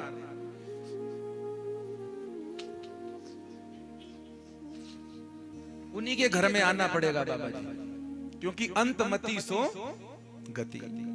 इसलिए कोशिश करो कि पहले तो हम किसी का हृदय दुखाएं ही नहीं। क्या ना करें, हाँ, पहले तो हम किसी का हृदय दुखाएं ही नहीं। और अगर कहीं अनजाने में किसी कारण से किसी का दिल हमसे दुख गया हो तो उससे माफी मांगो। ये पक्की बात है, सच्ची बात है बाबा जी। हम आपको कोई उपदेश करने नहीं आए यहाँ पर, हम आपको यहाँ पर नचवाने भी नहीं आए हुए हैं, हम आपको केवल राम कथा का महत्व बताने आए। पहली बार है ना राम कथा, एक ही बार में कहाँ समझ आ जाएगी बाबा जी। और मैंने कहा था कि सबसे बढ़िया जीवन को जीना क्या है, भाई कैसे हो, पिता कैसे हो, पुत्र कैसे हो, पत्नी कैसे हो, सासू कैसे हो, समधी कैसे हो, सब चीजों का मिश्रण अगर देखना हो एक ही जगह में तो वो राम राम। राम जी ने जीवन में सब कुछ किया, पर एक काम सबसे बढ़िया, इसीलिए तो वो हमारे लिए पूजनीय है, उन्होंने किसी का हृदय नहीं दुखाया। हम मंदिर भी जाएंगे ना तो मंदिर जाते जाते भी 4 लोगों को दिखा के बताते जाएंगे हम जा रहे हैं। अरे किसको दिखा रहे हो, घट घट मेरा साईं, किसी को दिखाने। कथा में बैठते हैं, यहाँ तो चलो बड़ी अच्छी कृपा है ना, बड़ी अच्छी कृपा है। कथा में बैठते हैं, कुछ श्रोता होते हैं छिपकली की तरह, कैसे ऐसे बैठेंगे बगल में, कान में बोलती रहेंगे, उसका ध्यान भी लग। यहाँ गनीमत है, भगवान की कृपा है, यहाँ नहीं ऐसे श्रोता। ये तो छिपकली श्रोता होते हैं कहीं, उनको ना घर में सुनती है ना यहाँ सुनती, वो सुनाने ही आई है सारी उम्र, ना खुद शांति मिली ना औरों को शांति से सुनने देती। छिपकली श्रोता, समझ गए ना, छिपकली कनाकड़ी। बोलो हर हर महादेव। अरे कथा तो सुनने दो, यहाँ कृपा है रोहांडा में, आप बड़े ध्यान से विवेक से कथा सुनते हैं। तो आपसे निवेदन कर रहा हूं मैं महाराज जी, भाई बेटा बच्चा समझ करके सब कुछ करना, किसी का हृदय मत दुखाओ। गोस्वामी जी ने कहा कि सबसे बड़ी हिंसा क्या है, सबसे बड़ी हिंसा किसी को काट देना, किसी को मार देना हिंसा होती है, पर सबसे बड़ी हिंसा कौन है? बोले सबसे बड़ी हिंसा ये वाणी करती, हमारी वाणी से किसी का हृदय, और अगर हो गया कुछ ऐसा तो इसी वाणी से अपराध हुआ है, इसी वाणी से क्षमा मांग लो, और क्षमा मांगेंगे तो चैन से जाएंगे महाराज, आने का झमेला खत्म, भगवान का नाम लेते। राम जी ने सारी राम कथा में हाथ ही जोड़े रखे। अरे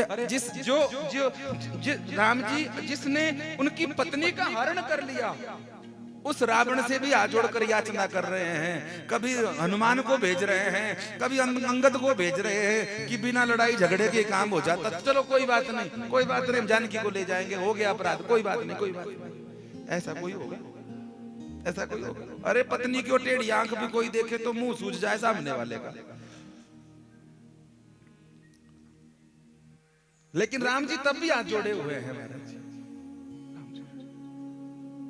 सबसे बड़ी हिंसा किसी का हृदय दुखाना महाराज, चाहे वो कोई भी रिश्ता हो। इसलिए कोशिश करो हमारी वजह से किसी का दिल ना दुखे, नहीं चाहिए। आता सबको है, आता सबको है, आता सबको है, पर गाते गाते यहां भी शुरू रहेंगे, मुंह से क्या गाएंगे। कोशिश करो अगर किसी का दिल आपने दुखाया हो ना महाराज जी, तो क्षमा मांगो। सबसे ज्यादा फायदा आपको ही होगा, आपके चेहरे पर नेचुरल ग्लो आ जाएगा, प्रसन्नता, आनंद। आपसे मिलेंगे लोग, आपसे मिलकर खुश होंगे लोग महाराज, आनंद। गाइए मेरे साथ, आनंद आएगा आपको, और भीतर तक पहुंचाना है इसको। नहीं चाहिए दिल दुखाना किसी का, नहीं चाहिए दिल किसी का, नहीं चाहिए दिल दुखाना किसी का,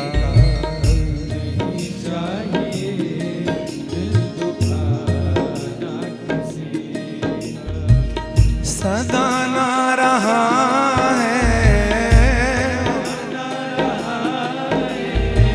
सदा ना रहेगा, जमाना किसी का, नहीं चाहिए दिल दुखाना किसी का, नहीं चाहिए दिल दुखाना नहीं चाहिए दिल दुखाना किसी का, नहीं चाहिए दिल दुखाना किसी का। आएगा बुलावा तो जाना पड़ेगा, सिर तुझको आखिर झुकाना पड़ेगा। आएगा बुलावा तो जाना पड़ेगा, सिर तुझको आखिर झुकाना पड़ेगा। आएगा बुलावा तो जाना पड़ेगा, सिर तुझको आखिर झुकाना पड़ेगा। आएगा बुलावा जाना पड़ेगा, सिर तुझको आखिर झुकाना पड़ेगा। वहाँ ना चला है, वहाँ ना चला है, वहाँ ना चलेगा, वहाँ ना चलेगा। बहाना किसी का नहीं चाहिए दिल दुखाना किसी का। नहीं चाहिए दिल दुखाना। ओ नहीं चाहिए दिल दुखाना किसी का।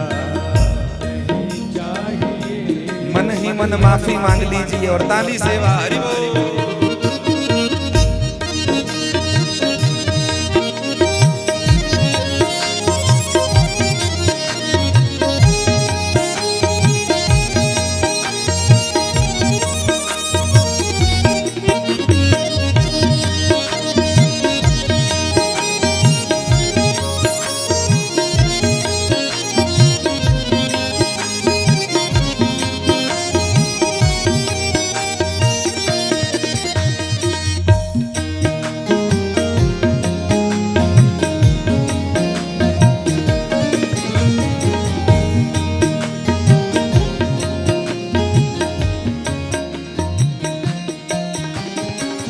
शोहरत तुम्हारी बह जाएगी रे, दौलत यहीं पे रह जाएगी।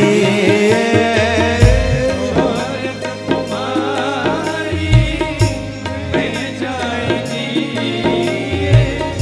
दौलत यहीं पर रह जाएगी। शोहरत तुम्हारी बह जाएगी, दौलत यहीं पे रह जाएगी। औरत तुम्हारी बह जाएगी, दौलत यहीं पर रह जाएगी। नहीं साथ जाता, साथ जाना, नहीं साथ जाता, साथ जाना। खजाना किसी का नहीं चाहिए दिल दुखाना किसी का।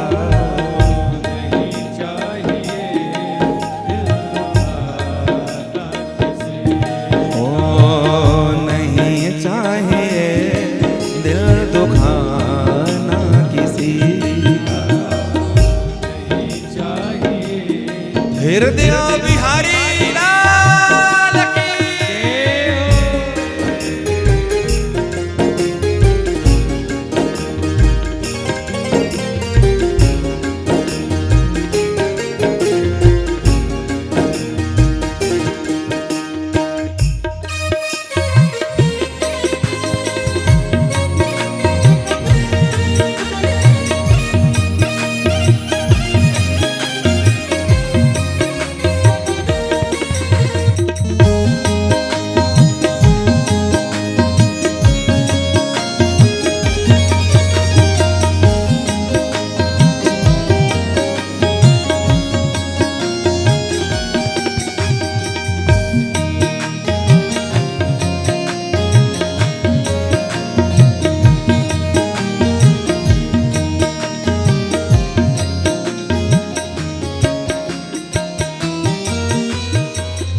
पहले तो आप अपने आप को संभालो, हक नहीं तुमको बुराई औरों में निकालो।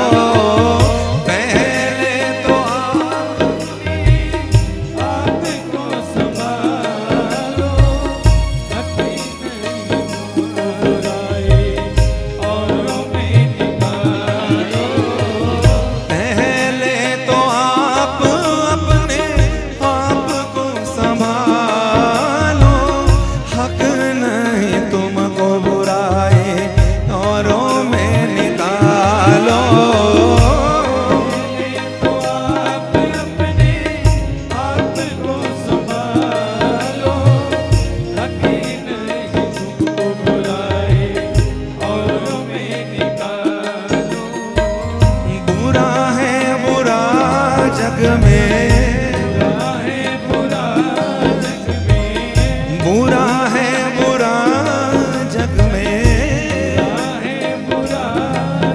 में, बताना किसी का नहीं चाहिए, दिल दुखाना किसी का नहीं चाहिए, दिल दुखाना किसी का। ओ नहीं चाहिए दिल दुखाना किसी का, नहीं चाहिए दिल दुखाना किसी का। सदा ना रहा है, सदा ना रहेगा, जमाना किसी का नहीं चाहिए, दिल दुखाना किसी का नहीं चाहिए, दिल दुखाना किसी का। ओ नहीं चाहिए दिल दुखाना किसी का, नहीं चाहिए दिल दुखाना किसी का। हाँ नहीं चाहिए दिल दुखाना किसी का, नहीं चाहिए दिल दुखाना किसी का। सियावर रामचंद्र की जय। कुछ इस तरह से मैंने जिंदगी को आसान कर दिया, कुछ इस तरह से मैंने जिंदगी को आसान कर दिया। किसी से माफी मांग ली, किसी को माफ कर दिया, किसी को माफ कर दिया। नहीं चाहिए दिल दुखाना किसी का। अब हाव में दबाव में कुसंग में पड़कर हो भी गया ऐसा तो क्षमा मांग लो।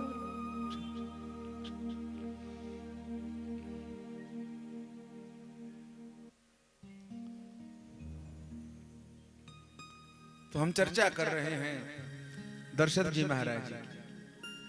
श्रवण समीप भय सित केसा, कान के पास बाल सफेद हुए तो मान गए क्या? बोले बेटे को राजा बनाओ और खुद जो भी अपराध किए हो, कुछ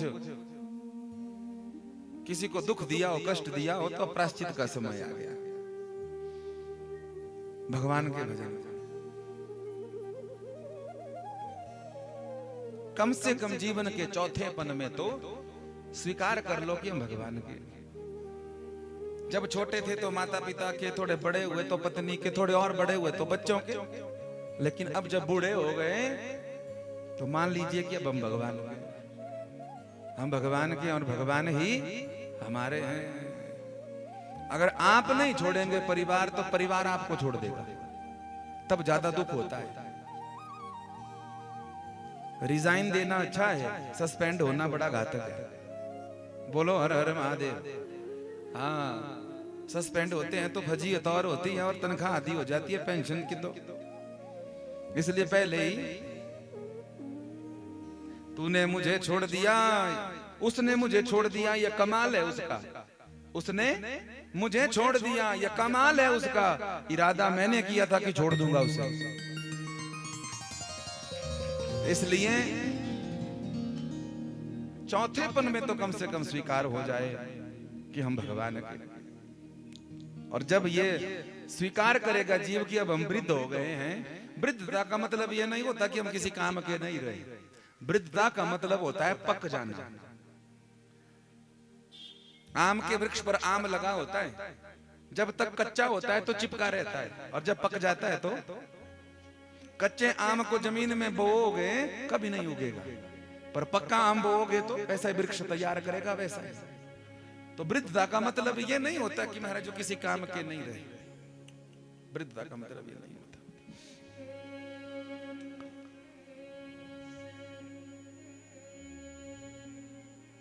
कई जगह पर वृद्धता की बहुत बहुत महत्व है। जवानी का महत्व है तो बुढ़ापे का भी महत्व है।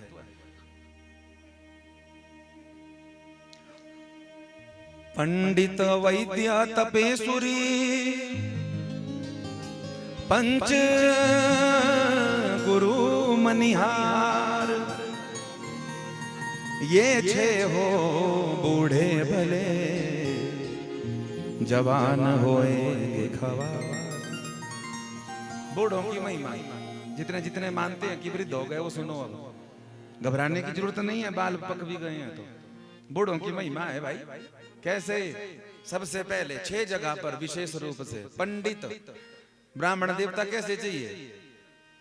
नौजवान पंडितों पर भरोसा ही नहीं होता, बुढ़ऊ चाहिए, चाहे दांत निकल गए हो क्या बोलेंगे, अरे महाराज वो बड़े विद्वान है, बड़े पुराने हैं, हाँ हमारे बाप की शादी भी उसने पड़ी, तो विश्वास जल्दी होगा ना। हाँ नया होगा तो आप मीन मेख देखते रहोगे क्या किया क्या नहीं किया।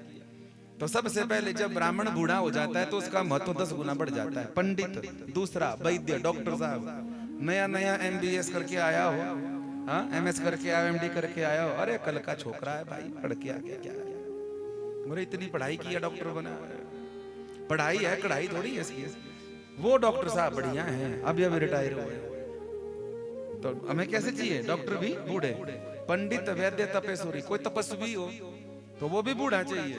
कोई कहे नौजवान छोकरे को मारा 100 साल हिमालय में रह के आया है, वो कहेंगे देखने को तो 15 साल का है, किस बात की तपस्वी, तो विश्वास नहीं बनेगा। पंडित वैद्य तपेश्वरी पंच, गांव के पंच, यहाँ तो होते नहीं हिमाचल में, यहाँ तो प्रधान जी होते, नहीं तो हरियाणा आदि में, पंजाब आदि में आज भी पंचायत बैठती है 5 लोगों की, और जो उस नगर में सबसे बुजुर्ग होंगे उनको पंच बनाया जाता है। तो बूढ़ों पर भरोसा होगा, नौजवानों को नहीं बनाते। पंच के बाद गुरु, गुरु भी कैसा चाहिए? बूढ़ा वृद्ध, उस पर भरोसा होगा। नौजवान को कौन बनाएगा? अरे ये तो हमसे आधी उम्र का, इसको क्या गुरु बनाए भाई? हे भगवान, सुखदेव जी की आयु कितनी थी, सूत जी की आयु कितनी थी, और ये विचार नहीं करेंगे। तो गुरु भी बूढ़ा। और छठे मनिहार, मनिहार समझते हैं आप? मनिहारी का वेश बना, हाँ वो वाले। देखो कृष्ण कथा होती तो सब दांत बाहर ही रहते, कोई बैठ ही नहीं पाता महाराज जी, गद्दे भी टेढ़े मेढ़े हो जाते। मनिहारी माने चूड़ियां पहनाने वाला। अब तो ऑनलाइन का ही जमाना है, अब तो जोमेटो वाला जमाना है, स्विगी वाला जमाना है, अमेज़न का जमाना है, मंत्रा का जमाना है। तो अब नहीं तो पहले मनिहार आते थे, हम छोटे छोटे थे तो हमारे यहाँ भी आते थे, चूड़ियां पहनाते थे, पुराने प्लास्टिक के जूते ले जाते थे, कई गिलास ले जाते थे। हमने खूब जूते वाले उन गिलासों में चाय पी हुई है, बोलो हर हर महादेव। कईयों को शर्म आती है बोलने में, बात अलग है, पर हम तो खुला बोलते, छोटे छोटे गिलास होते थे। तो मनिहार कैसा चाहिए? बूढ़ा। नौजवान छोकरा आ जाए, हाँ?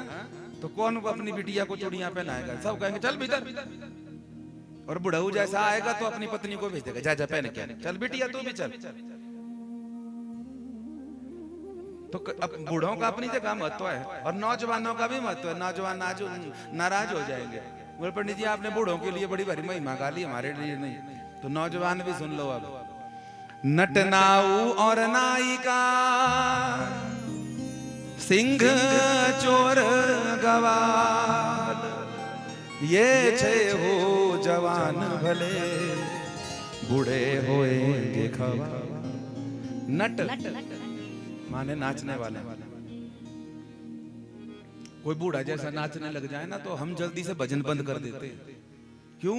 भजन बंद करने में फायदा है, कहीं कथा ही बंद ना करवा दे।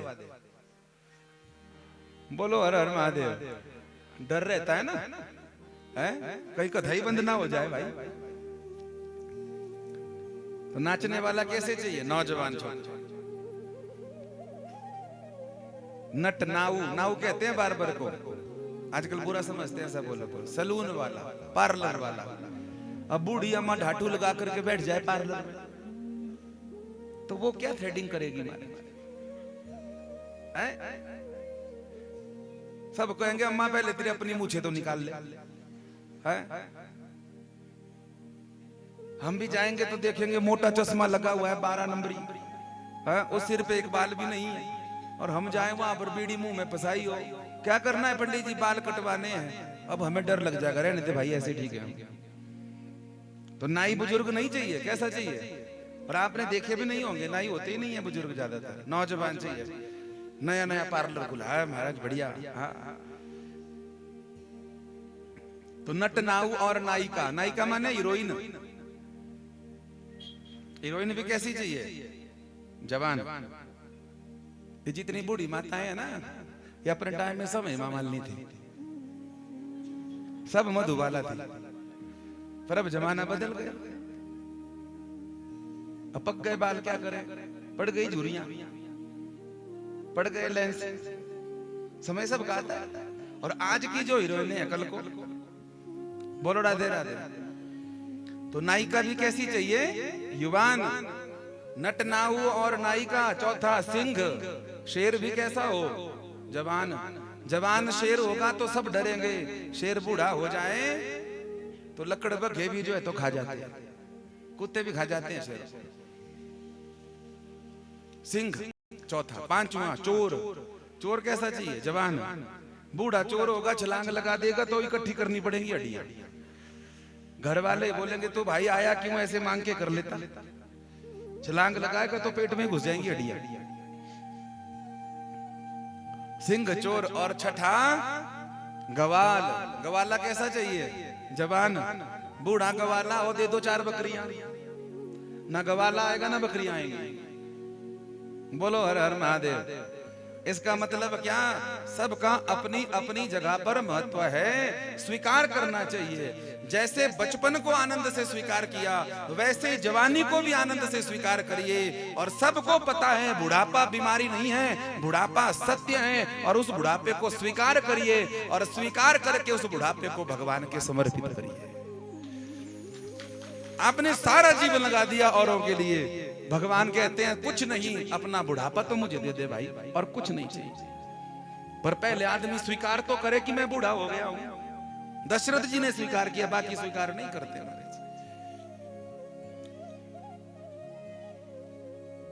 रामायणी जी एक उदाहरण देते हैं कि एक गृहस्थी महाराज थे, उनका मित्र था एक साधु संत ब्रह्मचारी। उसने कहा बोले चल तू भी मेरे साथ ब्रह्मचारी बन जा, बाबा बन जा। बोले नहीं महाराज, अभी नहीं, विवाह करूंगा उसके बाद। विवाह हो गया तो बाबा जी ने फिर कहा बोले गृहस्थ सुख भोग लिया, अब चलो। बोले नहीं, अब बच्चे हो गए, छोटे हैं, बड़े होने देता हूँ फिर बाबा बन जाऊंगा। बच्चे बड़े हो गए, बोले अब तो बड़े हो गए, अब तो चलो। बोले शादी करवा लेता हूँ। शादी करवा दी। अब बोला बोले अब तो चलो। बोले महाराज पोता हो गया, पोती हो गई, बेटिया धोता हो गया, धोती हो गई, उनको संभाल लेता हूँ, थोड़े बड़े बड़े हो जाएं, मेरे बेटा बहु नौकरी को जाते हैं, फिर बाबा बन जाऊंगा। ऐसा करते करते 70 साल हो गई, पर बाबा जी भी नहीं हटे, ना ये माना ना बाबा जी माने। 70 साल का बुढ़ऊ अपने पोते को ऐसे उछाल रहा था, रामायणी जी सुनाते हैं भाव से। और जैसे अपने पोते को उछाला तो 1.5-2 साल का पोता शब्द स्पष्ट ना बोले, बोलना दादा था, निकला मुंह से बाबा बाबा बाबा।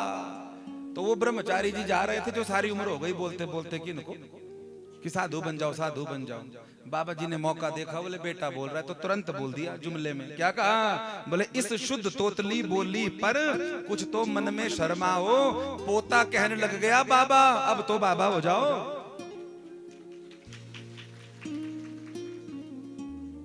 ब्रह्मचारी ने कहा कि महाराज अब तो पोता ही बोलने लग गया आपको बाबा बाबा, मैं तो थक गया बोलते बोलते, मेरी बात मत मानो, इनकी तुम पोते की तो मान लो। अब गृहस्थी महाराज पता नहीं रुहांडा का था वो कम थोड़ी, पक्का रुहांडा का ही होगा। उसने क्या जवाब दिया? बोले बाबा जी, जैसे ही मेरे पोते ने पहली बार बाबा बाबा बोला ना, तो हमारे मन में भी भाव आया कि चलो हरिद्वार, चलो वृंदावन। हमने भी लाल चोला सिलवा लिया, झोला जो है तो रख लिया पीठ पे।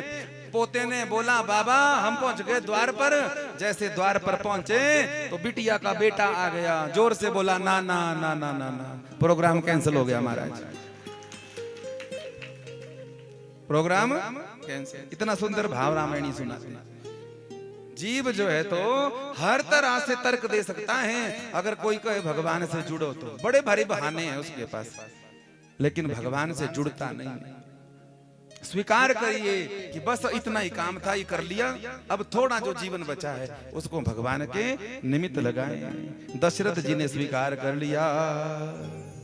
श्रवण समीप भय सित केशा, श्रवण समीप भय सित, श्रवण समीप भय सित केशा।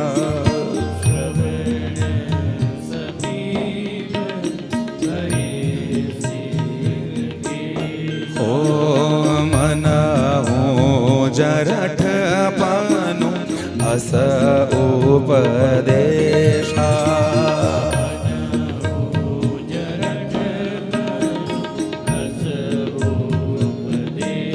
हाँ मन हो जरठ पानु अस उपदेशा।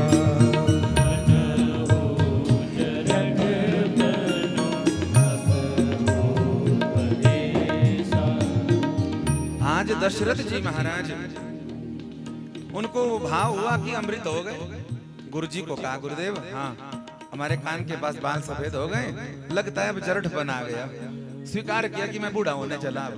तो बोले गुरुदेव मैं चाहता हूँ कि अब राम जी को राजा बना दूं और खुद भगवान का भजन करूं, सेवा करूं, सत्संग करूं, सुमिरन करूं। वशिष्ठ जी खुश हुए, बोले तेरा विचार बहुत बढ़िया है, बहुत अच्छा विचार है। गुरुदेव तुरंत बोले कि वेगी विलंबु न करिए नृप, और साजिए सुबुई समाज, और सुदिन सुमंगलु तब ही जब राम होई जुब राजा। वही दिन शुभ है, वही दिन मंगल है जिस दिन ऐसी भावना आ जाए। कोई कहे नहीं बाबा कल बनूंगा, परसों बनूंगा, त्याग कल करूंगा, परसों करूंगा, तैयारी थोड़ी होती। ये तो एकदम से धागा एकदम छूटेगा, वैराग्य आएगा। त्याग और वैराग्य में क्या फर्क है? त्याग वो है जिसको हम छोड़ते हैं, पर छोड़ने के बाद याद रह जाती है कि हमने छोड़ा है। त्याग कोई सामग्री दे दी, कोई वस्तु दे दी, कोई कपड़ा दे दिया, कोई जमीन दे दी, कोई कुछ भी दे दिया, दे तो दिया, पर देने के बाद सारी उम्र याद रही क्या मैंने दिया। ये है त्याग। इसलिए त्याग से बड़ा वैराग्य है। वैराग्य में छोड़ना नहीं पड़ता, वैराग्य में छूट जाता है। क्या छोड़ा पीछे वो याद भी नहीं रहती, ये वैराग्य। आज दशरथ जी महाराज ने जब कहा ना गुरुदेव को, गुरुदेव अब हम राम जी को बना देंगे। गुरुदेव ने कितनी बढ़िया बात कही। बोले ज्यादा मुहूर्त के पढ़ने की जरूरत नहीं है। क्यों? क्योंकि इस वक्त इतना बढ़िया मुहूर्त चल रहा है। त्रिकालदर्शी है वशिष्ठ जी। अरे किसी गुरुदेव को पूछो, महापुरुष को पूछो, तब पूछो अगर आपका उन पर पूरा विश्वास है। अगर आप ये चाहें कि हमारी मनपसंद वो बात कहे, आज है ऐसा। डॉक्टर के पास भी उसी के पास जाएंगे जो हमारी मनपसंद बात कहे, नहीं तो हम डॉक्टर बदल देंगे। और तब तक डॉक्टर बदलते रहेंगे जब तक हमारी मनपसंद बात ना कहे। और जो हमारी मनपसंद बात कहता है वो डॉक्टर हमें अच्छा लगता है, तो कहां इलाज हो पाएगा। जब भी किसी महापुरुष के पास जाओ तो पात्रता लेके जाओ कि हम स्वीकार करेंगे उस बात को। दशरथ जी महाराज जी ने कहा कि मैं बेटे को राजा बनाऊंगा। तुरंत बोले क्या? बोले सुदिन सुमंगल तब ही जब राम होई जुबराज। जब राम जी राजा बन जाएंगे ना, अभी वो दिन मंगल हो जाएगा, वो घड़ी, वो लग्न, जोग लगन ग्रह बार तिथि सकल भय अनुकूल, सब अनुकूल है। ये बात कही दशरथ जी ने सुनी तो सुनी, पर समझ नहीं पाए गुरु जी की बात। गुरु जी वशिष्ठ जानते थे कि अगर अब इसने हमारी बात ना माने अब तिलक नहीं किया राम जी का, तो ये मर जाएगा, पर जीते जी कभी राम जी को राजा बने वो नहीं देखेगा। और हुआ भी यही। गुरु जी तो चले गए, दशरथ जी ने सबको क्या कहा, बोले तैयारी करो कल बनाएंगे। भैया जी कल कभी नहीं आता। बोलो हर हर महादेव, बोलो हर हर। हाँ, कल कभी नहीं आता। जितने आसपास बैठे हैं ना आपके, उन सबको पूछो, ये सारी उम्र इसीलिए बिता दी इन्होंने कि कल खुश होंगे, कल खुश होंगे, सब कुछ ठीक होगा तब कल खुश होंगे, सब कुछ ठीक होगा, सब कुछ कभी ठीक नहीं होगा। कभी माता पिता वृद्ध हो जाएंगे, कभी पड़ोसी परेशान कर देगा, कभी पत्नी मुंह बना लेगी, कभी पति जो है तो बीमारी में फंस जाएंगे, कभी बच्चा जो है तो डिप्रेशन में चला जाएगा, कभी बिटिया जो है तो नशे करने लग जाएगी, कभी दामाद जी टेढ़े हो जाएंगे।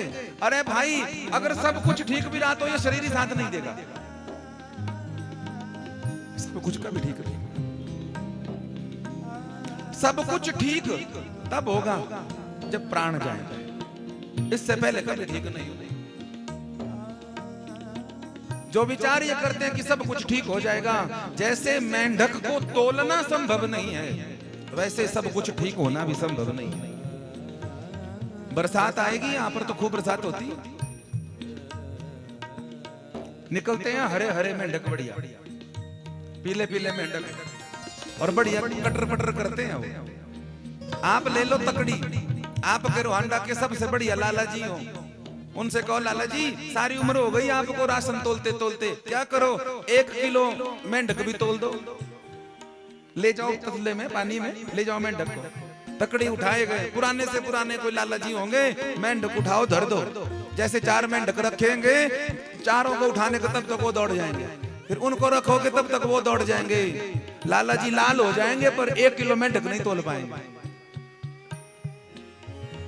जैसे मेंढक तोलना असंभव है, वैसे ही इस जीवन में कोई समझे कि सब कुछ ठीक होगा उसके बाद भजन करेंगे, सब कुछ ठीक होगा तब भगवान का नाम जपेंगे, सब कुछ ठीक होगा तब स्वीकार करेंगे कि हम भगवान के भगवान ही हमारे, तो ऐसा कभी होने वाला नहीं है, नहीं है, नहीं है। अगर हमको खुश होना है तो आज, हमको कुछ करना है तो आज, और कुछ नहीं कर सकते तो कम से कम संकल्प तो कर लो मन से। कौन सा संकल्प? जो मैं रोज बोलता हूं, हर कथा में बोलता हूं, हम भगवान के हैं तो भगवान ही ये सच्ची बात। गुरु जी ने कह दिया अभी बना दो राम जी को राजा, नहीं बनाएगा। कल की तैयारियां करने लगे, नगर में हल्ला हो गया, जैसे जैसे पता चला बात फैलती गई। सबसे पहले किसको पता लगा? दशरथ जी ने किसको बताया सबसे पहले? ले जाओ कैकई को बताओ।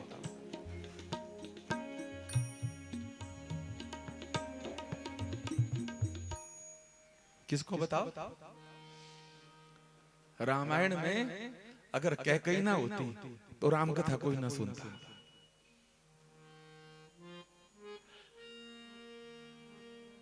सबसे पहले कैकई को बताया गया, और वनवास के बाद जब राम जी आए तो सबसे पहले कैकई के भवन में गए, कौशल्या के नहीं गए।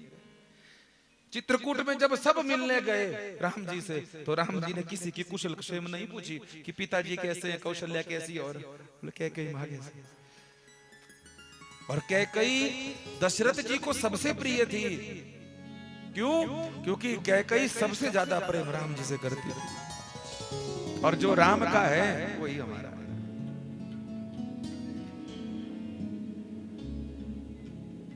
जो राम का नहीं वो हमारे किसी। कैकई मैया को बताया, कैकई मैया इतनी खुश हुई, इतनी प्रसन्न हुई कि आज पुराने से पुराने आभूषण निकाल दिए, महंगे से महंगे आभूषण, ये नहीं कि अपने लिए व्यवस्था अलग। बोले मेरे साथ जो दास दासियां भी हैं वो भी ऐसी सजे जो भी उनकी मनोकामना हो, सबकी होती है ना, हमारे पास ये हो, बोले उनको भी ऐसे वस्त्र दो, उनको भी ऐसा सजाओ कि उनको ये लगे कि उन्हीं के बेटे का अभिषेक हो रहा है राजा में। कोई ऐसा परहेज नहीं, कोई कंजूसी नहीं, बांटने को तैयारियां होने लगी। सबसे ज्यादा खबर पहुंची राम जी के पास। राम जी को अच्छा नहीं लगा। सुनिए भैया इस बात, इसलिए राम कथा जिसे श्रवण कर मिट जाती है जन्म जन्म की व्यथा, जय जय राम कथा।